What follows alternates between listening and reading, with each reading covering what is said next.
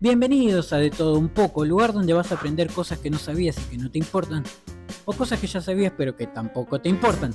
Hoy hablaremos de un movimiento artístico que convive con nosotros desde hace décadas, un movimiento artístico que nos enjuaga las emociones, que nos entretiene, que nos apasiona, que nos deleita con belleza. Pero antes de que te lo diga, suscribite, comenta y compartí, porque ahora sí, ahora hablaremos del séptimo arte, ahora hablaremos de la historia del cine. El cine se remonta a finales del siglo XIX con la aparición de Edward Moultrie, fotógrafo investigador, que realizaba experimentos con fotografías en movimiento, como por ejemplo el famoso caballo en movimiento, que consistía en varias imágenes con el objetivo inicial de analizar el galope de un caballo. El ingenio de Moultrie y sus futuros trabajos dentro de este campo de estudio serían clave para la invención del cinematógrafo de los hermanos Lumière, de los cuales ya hablaremos más adelante.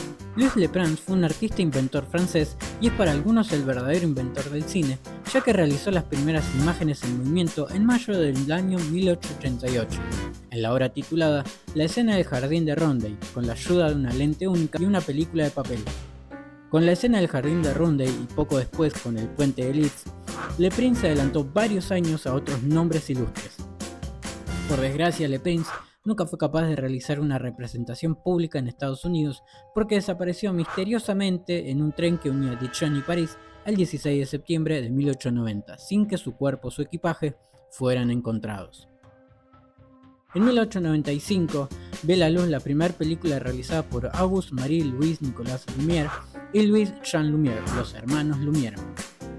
Con la invención del cinematógrafo el 13 de febrero de 1895, los hermanos pudieron lograr el primer film llamado Salida de los obreros de la fábrica Lumière en Lyon-Mons-Plaisir, y a estas le siguieron llegada un tren a la estación de La Ciotat y el regador regado, y así fue como surgió el cine documental, el cine cotidiano.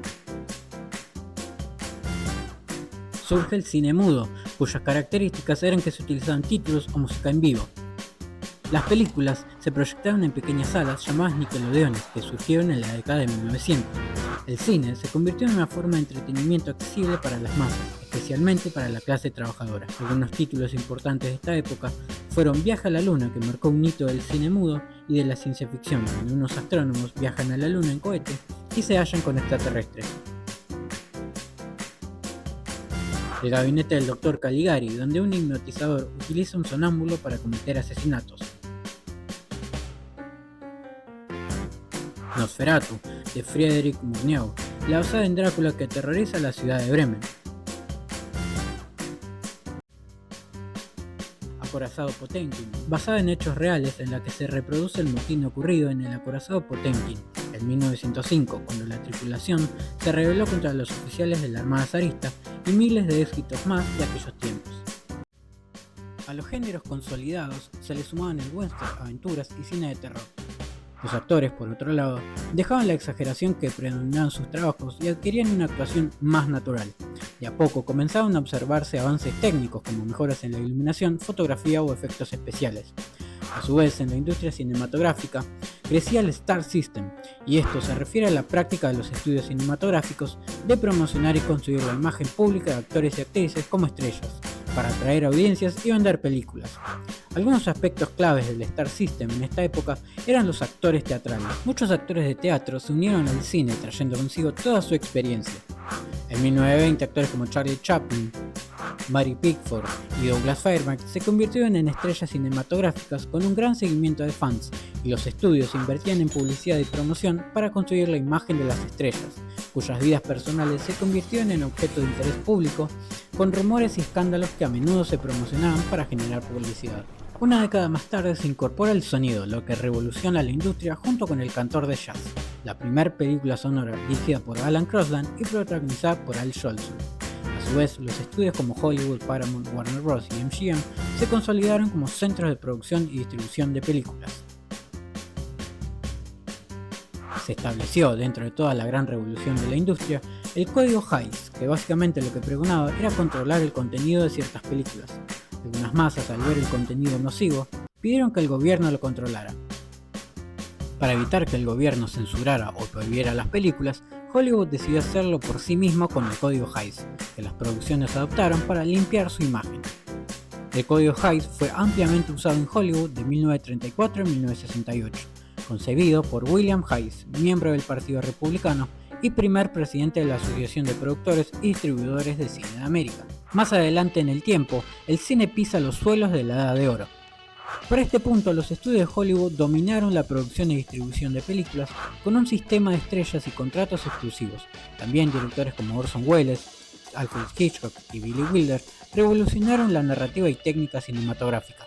La producción y reconocimiento de películas fuera de Hollywood aumentaron especialmente en Europa y Japón.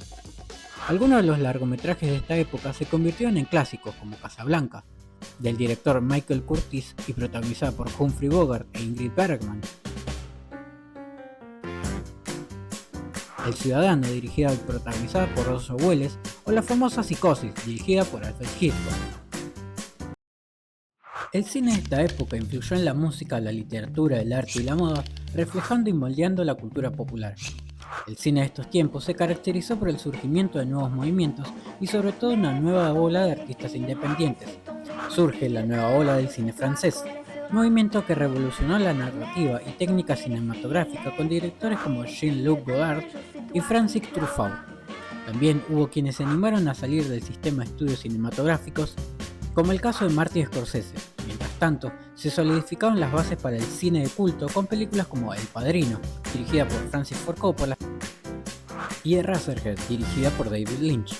A todo esto, la industria iba cambiando, los estudios cinematográficos iban decayendo y surgió una nueva manera de comercializar largometrajes, los blockbusters.